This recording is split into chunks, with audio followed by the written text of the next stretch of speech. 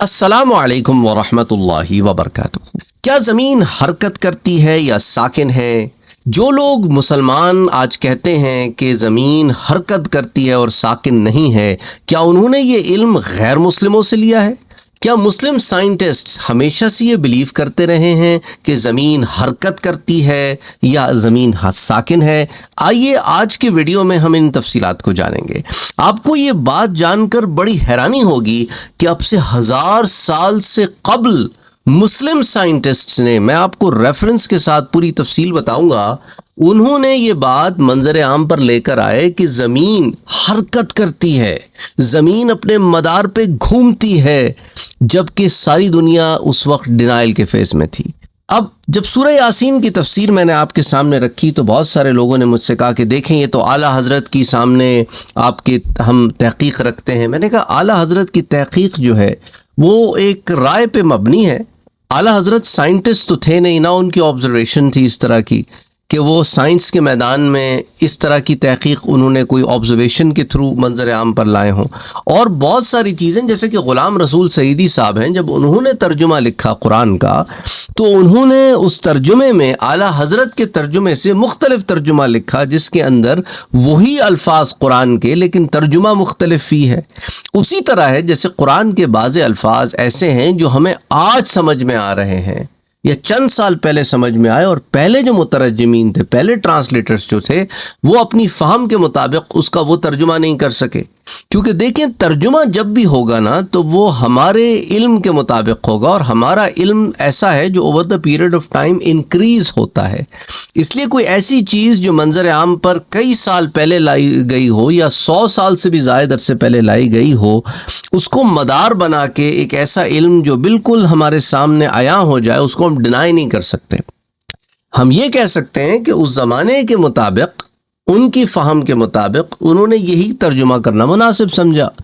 اچھا، اب دیکھتے ہیں کہ قرآن کریم میں ایسی کئی آیات موجود ہیں جس کے اندر حرکت کا ذکر ہے، جس کو پھر علماء نے پھر میٹر اور اینٹائی میٹر اور کلسٹرز اور بگ بینگ، یہ ساری تفصیلات میرے خیال سے ہم پہلے بھی اس پر بات کر چکے ہیں۔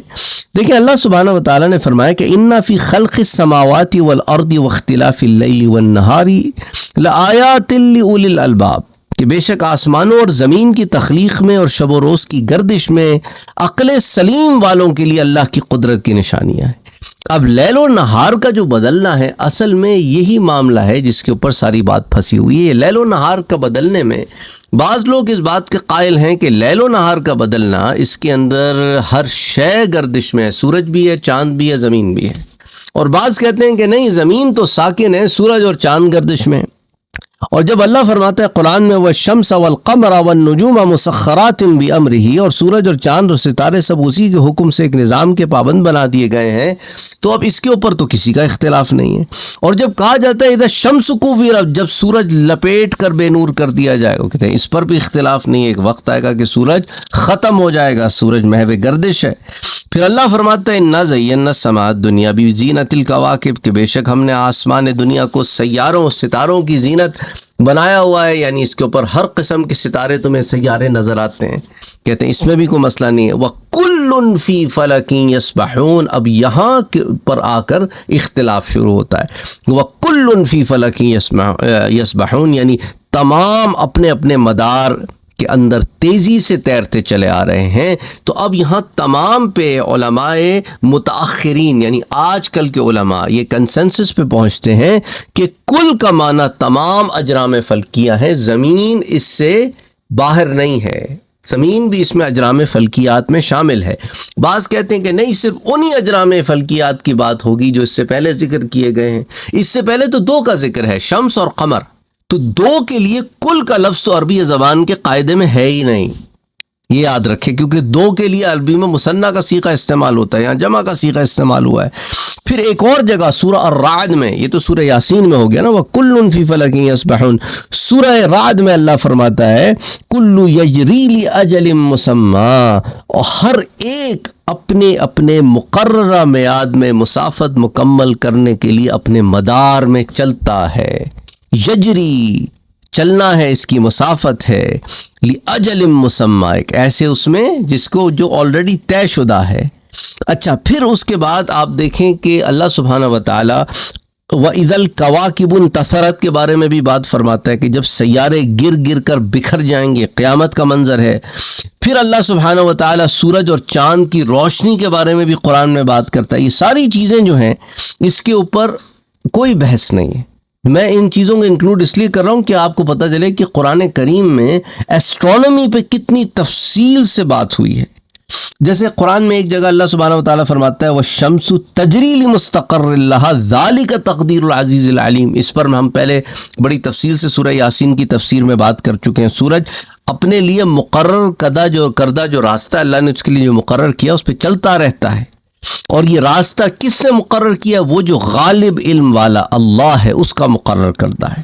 پھر اللہ فرماتا ہے الشمس والقمر بحسبان، اور سورج اور چاند معلوم اور مقررہ فلکیاتی حسابات کے مطابق محو حرکت ہیں، they are in the movement۔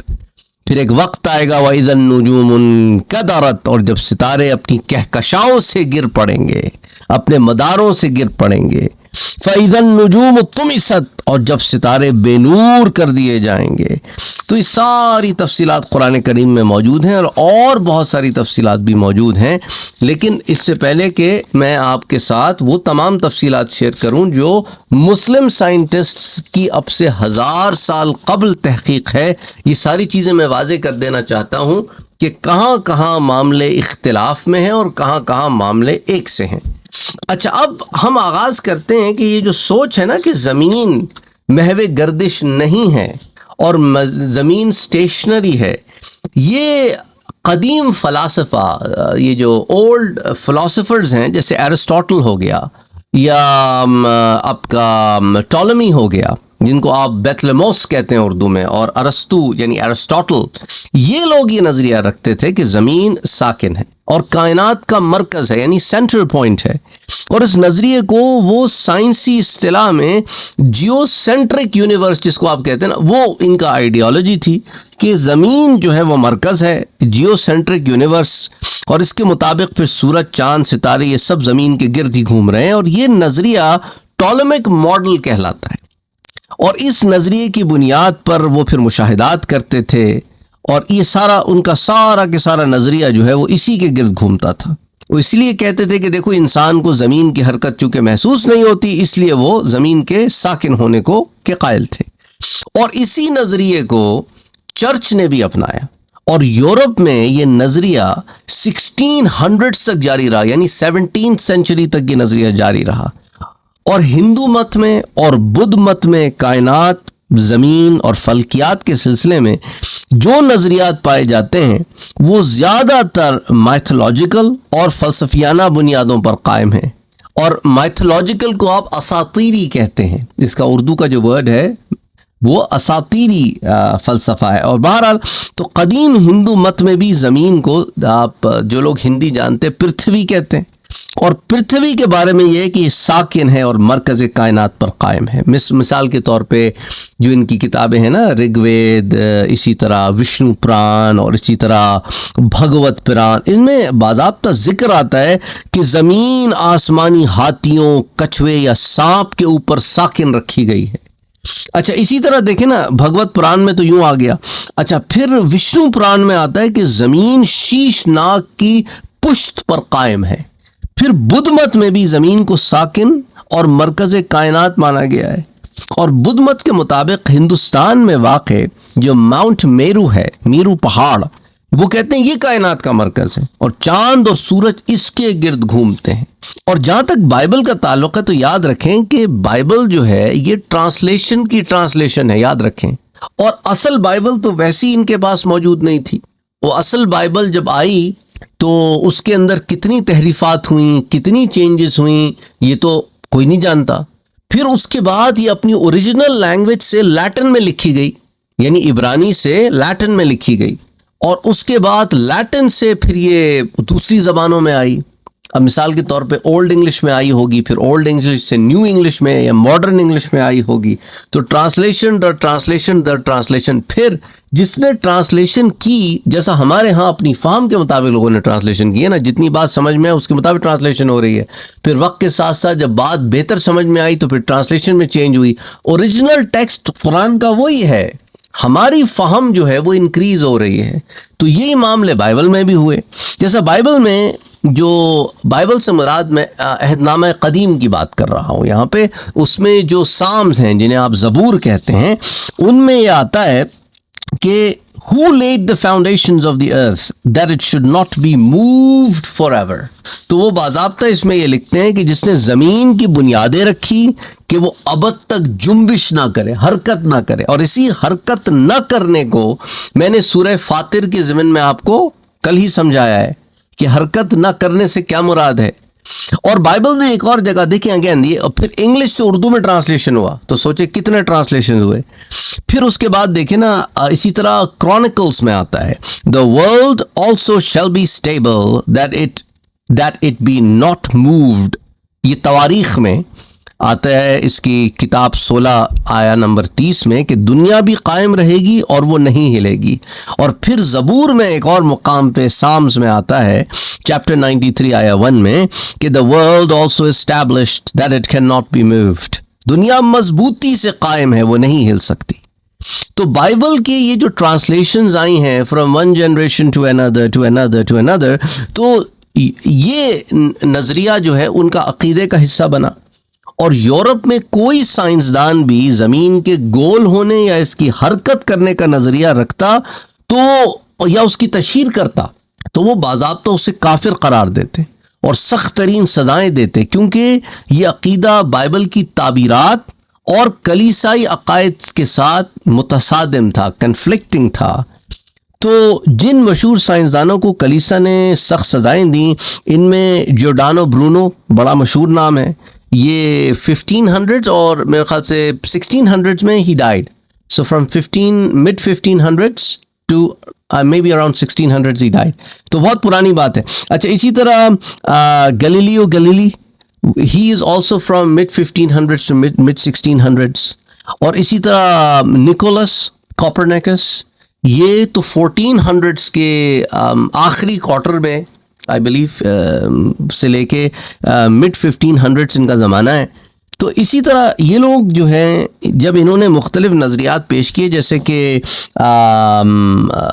جورڈانو Bruno کا جو نظریہ تھا کہ زمین کے حرکت کرنے کا نظریہ رکھنے کی وجہ سے 1600s میں ان کو کافر قرار دے کر زندہ جلا دیا گیا تھا۔ اور جو گلیلیو کو سورج کے مرکز کائنات ہونے کا نظریہ رکھنے کی بنا پر اپنی زندگی کے آخری 9 سال گھر میں نظر بندی میں گزارنے پڑے اور اسی حالت میں اس کی موت ہوئی۔ اور جو میں نے آپ کو نکولس کوپرنیکس کا بتایا نا، انہوں نے کلیسا کے خوف سے اپنی کتاب جس میں انہوں نے یہ نظریہ پیش کیا تھا کہ سورج کائنات کے مرکز میں اور زمین سمیت دوسرے سیارے اس کے گرد گھوم رہے ہیں، اس کو انہوں نے اپنی زندگی کے آخری سال میں شائع کروایا، مگر پھر بھی کلیسا نے ان کی اس کتاب پر، یعنی چرچ نے ان کی اس کتاب پر پابندی لگا دی تھی۔ تو یہ معاملات زمین کے ساکن یا متحرک ہونے پر قدیم فلاسفہ یا قدیم مذاہب کے نظریات تھے۔ اب جب مسلمانوں کا عہد زرعی آیا، میں بات کر رہا ہوں 800 سے لے کے 1500 تک، یعنی یورپ تو اسی زوم میں تھا کہ زمین از سینٹر، زمین سینٹر ہے، ہر چیز زمین کے اراؤنڈ گھوم رہی ہے اور اس کے زمین فلیٹ ہے، اور اس طرح کے مختلف نظریات جو ہیں، زمین ساکن ہے۔ تو مسلمان سائنسدانوں اور ماہرین فلکیات نے نہ صرف زمین کی اسفیریکل ہونے کے اوپر ریسرچ کی اور اس کو ثابت کیا، بلکہ یہ بھی ثابت کیا کہ زمین محو حرکت ہے، یعنی موشن آف دی ارتھ۔ اس میں مسلمانوں نے اپنی علمی سفر کے ابتدائی دور میں ہی بیتلموس کے جو زمین کا جو مرکز کائنات ہونے کا جو نظریہ تھا، اس کو بالکل ناقص قرار دے دیا، اور بہت سارے سائنٹسٹ نے بیتلموس کے نظریے پر تنقید کی ہے، جن میں سر فہرست علامہ کندی بھی ہیں اور اسی طرح ابن الہیثم بھی ہیں۔ اور کندی کا آپ کو حیرانی ہوگی جان کے کہ کندی کا جو زمانہ ہے وہ ارلی 1800 یعنی 1801 سے وہ ان کی پیدائش ہے، اور 1873 میں ان کا وصال ہے۔ تو اب آپ سوچیں کہ اب سے 1200 سال پہلے مسلمانوں میں ایک سائنسدان پیدا ہوتا ہے کندی، جو بیت لموس کے زمینی مرکزی کائنات کے جو نظریہ تھا نا اس پہ تنقید کرتا ہے اور کہتا ہے کہ فلکی اجسام کی حرکت کو سمجھنے کے لیے نیو ماڈلز کی ضرورت ہے۔ ہم اس بیت لمس کے پرانے ماڈل کو، جس کو ٹولمیک ماڈل کہتے ہیں، ہم اس کے اوپر انحصار نہیں کر سکتے۔ اچھا، یہ صرف اسی کے اوپر بات ختم نہیں ہوتی۔ ابن الہیثم، ان کا زمانہ ہے 900s، تھنک اباؤٹ اٹ، اب سے کوئی 1100 سال پہلے انہوں نے بھی بیت لموس کے نظریات پر سوال اٹھایا ہے اور کہا ہے کہ سائنسی نظریات کو مشاہدے اور تجربے سے پرکھنا ہوگا، نہ کہ وہ ان روایات سے جو چلتی چلی آ رہی ہیں۔ اب آ جائیں ابو اسحاق نظام کی طرف۔ آپ کو یہ جان کے حیرانی ہوگی کہ ان کا زمانہ تو کندی سے بھی پرانا ہے، یعنی ہی lived in 700s to 800s، اب سے 1200-1300 سال پہلے یہ زندہ رہے ہیں۔ اس زمانے میں یہ وہ پہلے مسلم سائنٹسٹ تھے جنہوں نے کہا کہ زمین حرکت کرتی ہے اور کائنات ساکن ہے۔ یہ بات اس وقت کے عام مذہبی اور فلسفیانہ نظریے سے بہت مختلف تھی۔ تو کائنات کے ساکن ہونے کا جو نظریہ ہے اس کے اوپر تو نہیں، لیکن میں اس جملے پہ بات کر رہا ہوں کہ زمین کے حرکت کرنے کی بات اب سے 1200-1300 سال پہلے ایک مسلم سائنٹسٹ نے کی تھی۔ اب آ جائیں البیرونی کی طرف۔ ان کا زمانہ بھی میں آپ کو بتا چکا ہوں، 1100 سال پرانا ہے۔ وہ کہتے ہیں کہ زمین کی روٹیشن یعنی کہ گردش اور گریوٹی، ان دونوں کے بارے میں انہوں نے بات کی ہے، اور ہم سمجھتے ہیں کہ گریوٹی پہ بات کرنے والے پہلا شخص نیوٹن ہے، جبکہ نیوٹن سے کئی 100 سال پہلے البیرونی گریوٹی کو پیش کر چکے ہیں۔ اور وہ یہ بھی کہتے ہیں کہ زمین اپنے محور پر گھومتی ہے، یعنی اپنے ایکسس کے اوپر روٹیٹ کرتی ہے، جس کی وجہ سے رات اور دن آتے ہیں۔ اور یہ نظریہ گیلیلیو کے نظریے، گیلیلیو نے تو یہ اپنا 1500 میں پیش کیا نا نظریہ، 1600 میں پیش کیا، بلکہ 1600 میں۔ ان سے 600 سال پہلے البیرونی یہ نظریہ آلریڈی اسلامک ورلڈ میں پیش کر چکے تھے۔ سبحان اللہ، سبحان اللہ۔ لیکن انفارچونیٹلی ویسٹرن ورلڈ گیلیلیو کی طرف اس کی نسبت کرتا ہے، حالانکہ اس کے بانی تو البیرونی ہے۔ اور بیرونی نے زمین کے سرکمفیرنس کا بھی تقریباً درست حساب لگا لیا تھا اس زمانے میں، اب سے 1200 سال پہلے۔ اور آپ کو اگر تھوڑی بہت میتھمیٹکس آتی ہے تو آپ جانتے ہیں سرکمفیرنس جو ہے وہ کون سے آبجیکٹس کا ہوتا ہے۔ سرکولر آبجیکٹ تو ہوگا نا سرکمفیرنس کے لیے۔ اچھا، اب آ جائیں الفرغانی کی طرف۔ اور قرآن میں بھی آپ نے دیکھا کہ قرآن بھی زمین کے بارے میں قطر کا لفظ استعمال کرتا ہے، اقطار السماوات والارض۔ اچھا، پھر اس کے بعد الفرغانی کی طرف آ جائیں۔ الفرغانی کا زمانہ 9ویں صدی یعنی 800 کا زمانہ ہے۔ انہوں نے اپنی کتاب الحرکات السماویہ میں لکھا ہے، جس میں سیاروں کی حرکت کا انہوں نے بہت ڈیٹیل میں جائزہ لیا ہے۔ اور الفرغانی نے زمین کے محور پر جھکاؤ، یعنی اس کو آپ کہتے ہیں انگریزی میں ایکسیل ٹلٹ، اس کا حساب لگایا ہے اور کہا ہے کہ زمین پر موسمی تبدیلیوں کے لیے زمین کا محوری جھکاؤ، یعنی اس کا جو ٹلٹ ہے ایکسس کے اوپر، یہ اس کی وجہ سے زمین میں موسموں کی تبدیلیاں آتی ہیں۔ یعنی وہ تمام علم جو بہت دیر سے ویسٹرن ورلڈ کے تھرو ڈارکنیس میں ڈوبی ہوئے پھر اسلامک ورلڈ میں آیا، اسلامک ورلڈ کے گولڈن ایج میں مسلم سائنسدان یہ علم آلریڈی دے چکے تھے مسلمانوں کو۔ اب تھوڑا اور آگے آ جائیں، قطب الدین شیرازی کی طرف آ جائیں یا نصیر الدین طوسی کی طرف آ جائیں، یعنی میں 1200s and 1300s کی بات کر رہا ہوں۔ اس وقت بھی یورپ جو ہے وہ گھٹا ٹوپ اندھیرے میں تھا، اور مسلمان سائنسدان جو ہیں وہ یہ دونوں سائنسدانوں نے اپنی اپنی آبزرویٹریز سے، جس کو آپ اردو میں کہتے ہیں نا رصد گاہ، ان میں انہوں نے آبزرویٹری میں انہوں نے بڑے بڑے ٹیلیسکوپ سے فلکیاتی ماڈلز تیار کیے۔ اور توسی نے اس کو بیسکلی توسی جوڑا جو کہتے ہیں، توسی کپل انگریزی میں کہتے ہیں، ان کا یہ نظریہ دیا کہ جو بعد میں نکولس کوپرنیکس وغیرہ جو لوگ تھے، انہوں نے ان نظریات کو پھر بعد میں اپنے نام سے جو بھی ہے آگے پھیلا۔ لیکن اگرچہ انہوں نے زمین کی حرکت کو تسلیم نہیں کیا، لیکن ان کے کام نے بیت لموسی ماڈل، اس کی پیچیدگیوں کو آسان کر دیا۔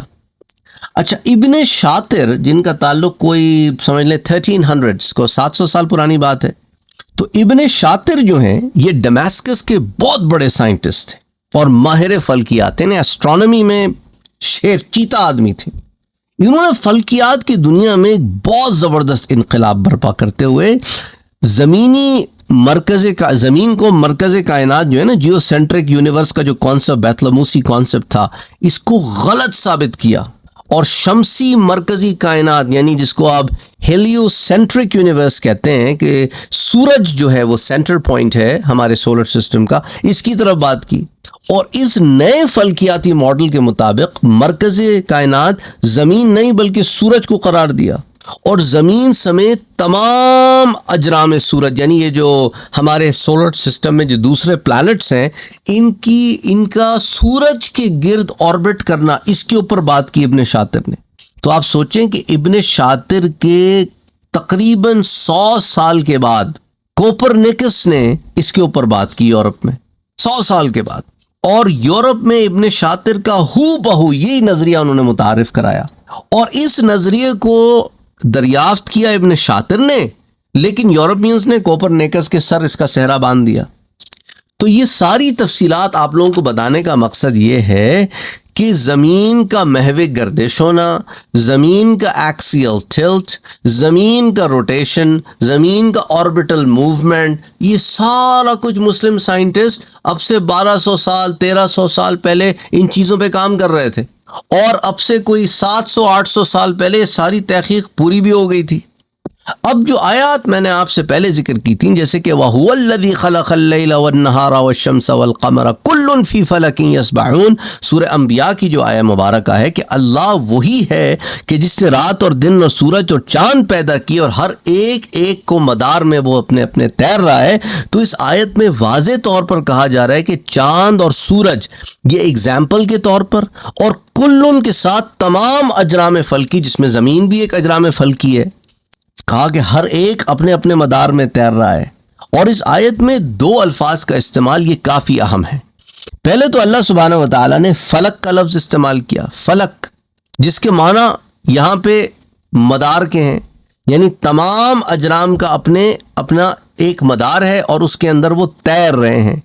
اور یہ بات جدید سائنسی تحقیقات سے اب ہم کو پتہ چل چکی ہے کہ بھئی چاند ہماری زمین کے گرد گردش کر رہا ہے، اور ہماری زمین ہمارے چاند سمیت ہمارے سورج کے گرد گردش کر رہی ہے، اور ہمارا سورج ہمارے پورے نظام شمسی سمیت ہماری کہکشاں ملکی وے میں گردش کر رہا ہے، اور ہماری کہکشاں اپنے تمام ستاروں اور نظام سمیت لوکل کلسٹر میں گردش کر رہی ہے۔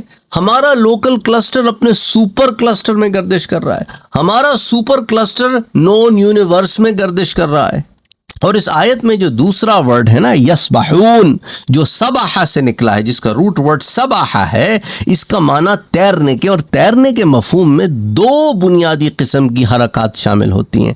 ایک تو کسی شے کی اپنے آپ میں حرکت ہے، جس کو آپ ان پلیس موشن یعنی داخلی حرکت کہتے ہیں۔ تو اس سے مراد یہ ہے کہ وہ شے خود اپنی جگہ پہ حرکت کر رہی ہے، جیسے پانی میں ہاتھ پیر چلانا، اور یہ اندرونی حرکت ہی ہے جو تیرنے کے عمل کو ممکن بناتی ہے۔ اور دوسرا اس کے اندر ایک چیز ہوتی ہے فارورڈ موشن، یعنی اس چیز کا آگے بڑھنا، جسے آپ انتقالی حرکت یا انگریزی میں فارورڈ موشن کہتے ہیں۔ تو ایک داخلی حرکت ہے جسے آپ ان پلیس موشن کہتے ہیں، اور ایک انتقالی حرکت ہے جسے آپ فارورڈ موشن کہتے ہیں، جس کی وجہ سے وہ شے اپنی جگہ سے آگے کی طرف بڑھ رہی ہے، یعنی کہ صرف حرکت ہی نہیں کر رہی بلکہ پیش قدمی بھی کر رہی ہے، صرف موومنٹ ہی نہیں کر رہی بلکہ پروگریشن بھی کر رہی ہے۔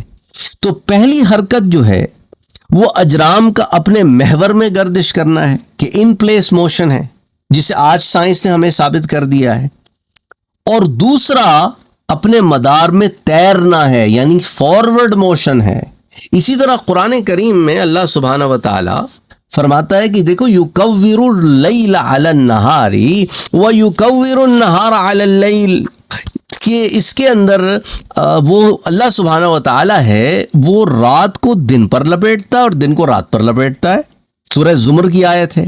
اب یکور اس کا معنی لپیٹنا ہے، اور لپیٹنے کا موومنٹ میں نے آپ کو پہلے بھی بتایا تھا، جس طرح سر پر عمامہ لپیٹا جاتا ہے. آپ نے غور کیا ہوگا کہ عمامہ آپ کیسے لپیٹتے ہیں کہ وہ سر کے گرد گول گول گھما کر لپیٹا جاتا ہے، اور اس الفاظ کے مفہوم میں گردش اور دائرہ نما حرکت ہوتی ہے، سرکولر موومنٹ ہوتی ہے ایک طریقے کی. تو اس سے زمین کے گول ہونے اور اس کے گھومنے دونوں کی طرف اشارہ مل جاتا ہے، کیونکہ رات اور دن کا اس انداز میں آنا اسی وقت ممکن ہے جب تک زمین گول ہو اور اپنے مدار میں حرکت بھی کر رہی ہو. اور اسی معنی کی ایک اور آیت قرآن میں سورہ حج میں بھی آتی ہے کہ یولج اللیل فی النہار و یولج النہار فی اللیل، اور وہ رات کو دن میں داخل کرتا ہے اور دن کو رات میں داخل کرتا ہے. اسی طرح لہٰذا رات اور دن کی یہ جو گردش ہے، اس میں زمین کی محوری گردش اور زمین کے کرہ نما ہونے دونوں کی طرف اشارہ ملتا ہے. پھر سورہ النمل میں اللہ فرماتا ہے وَتَرَى الْجِبَالَ تَحْسَبُوهَا جَامِدَةً وَهِيَ تَمُرُّ مَرَّ السَّحَابِ، اور تم پہاڑوں کو دیکھتے ہو اور سمجھتے ہو کہ وہ ساکن ہیں، حالانکہ وہ بادلوں کی مانند چل رہے ہیں. کہ تمہاری آبزرویشن اور ہے اور اصل بات اور ہے. تو اس آیت میں زمین کے اوپر موجودہ پہاڑوں کے متعلق کیا بتایا جا رہا ہے کہ وہ بھی محو حرکت ہیں، جبکہ تمہاری نظر میں وہ ساکن اور غیر متحرک ہیں. تو اس آیت کی تفسیر میں علماء یہ کہتے ہیں کہ زمین کی حرکت کی وجہ سے پہاڑ بھی بادلوں کی مانند حرکت کر رہے ہیں، اگرچہ ہمیں وہ جامد یعنی ساکن نظر آتے ہیں. یعنی ایک ظاہری احساس ہے لیکن ایک حقیقت ہے. اچھا، اب یہ جو آیہ مبارکہ ان اللہ یمسک السماوات والارض، جس پر ہم نے کل بات کی تھی، سورہ فاطر کی جو آیہ مبارکہ ہے کہ اللہ ہی نے آسمانوں اور زمین کو تھاما ہوا ہے کہ وہ اپنی جگہ سے ہٹ نہ جائیں.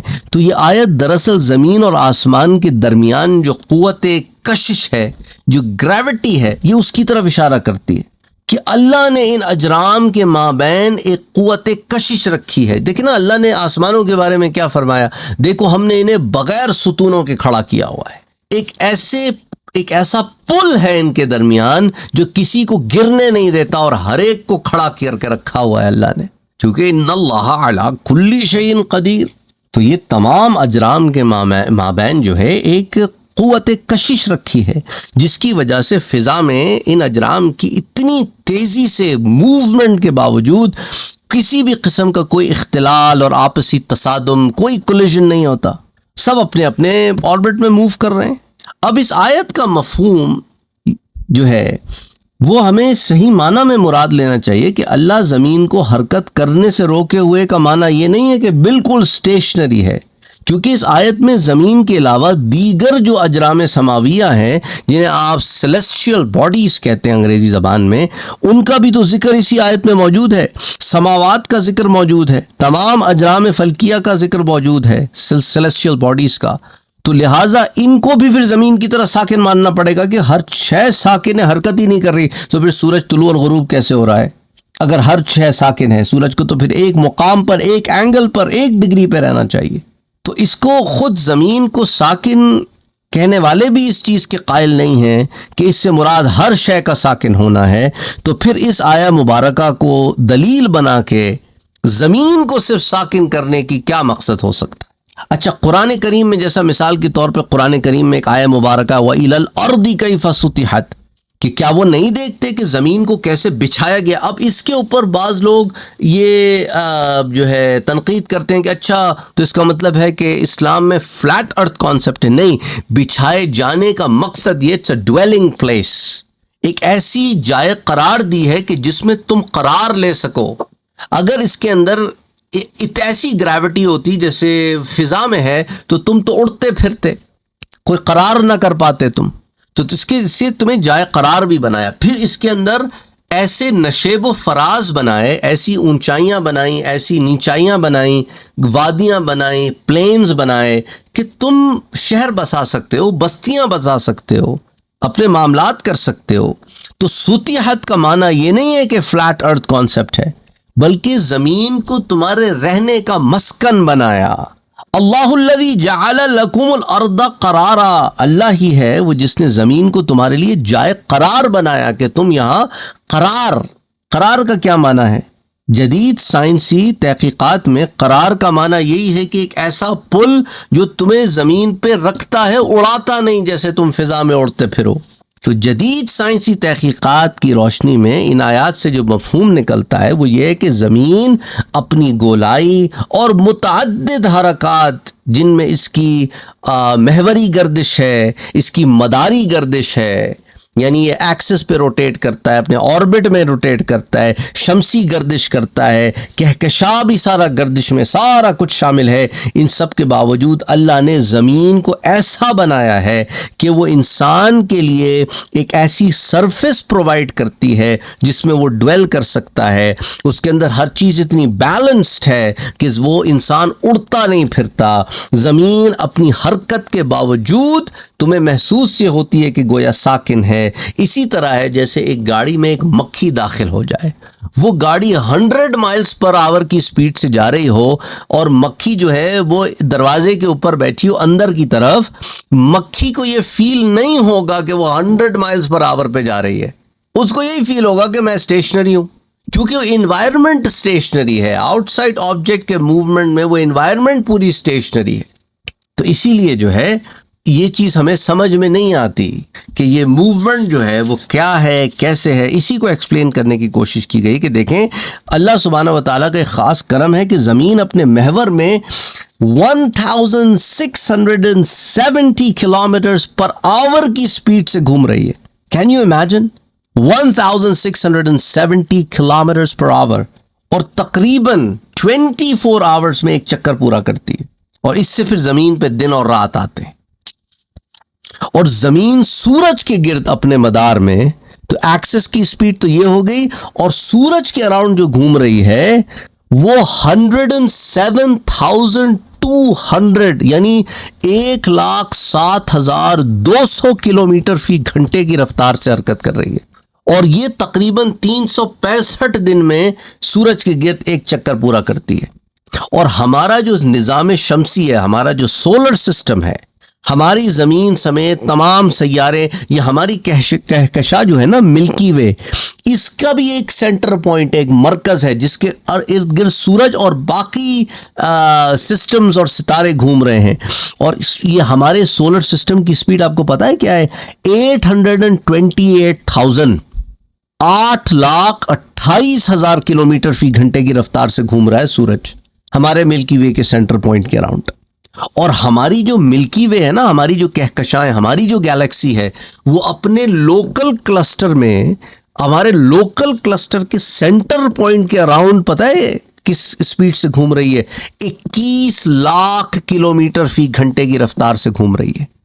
تو قرآن میں زمین کی محوری اور مدارجی جو گردش ہے، اس پر کئی آیات موجود ہیں جو میں نے آپ سے بات کی۔ سورہ انبیاء کی آیت 33 میں نے آپ سے ذکر کی، سورہ زمر کی آیت نمبر 5، سورہ حج کی آیت نمبر 22، سورہ نمل کی آیت نمبر 88، کئی میں نے آپ سے یہ ساری تفصیلات آپ کو بتانے کا مقصد آپ کے ذہن کو یہ کھولنا ہے کہ قرآن کریم کی آیات، اس کا بعض آیات آج بھی ایسی ہیں جو ہماری فہم میں تو بہت لمیٹڈ آ رہی ہیں۔ Over the period of time, آنے والے زمانوں میں وہ آیتیں اور کھلیں گی اور لوگ ان کو شاید ہم سے بہت بیٹر انڈرسٹینڈ کرنے لگ جائیں گے۔ وما علینا الا البلاغ۔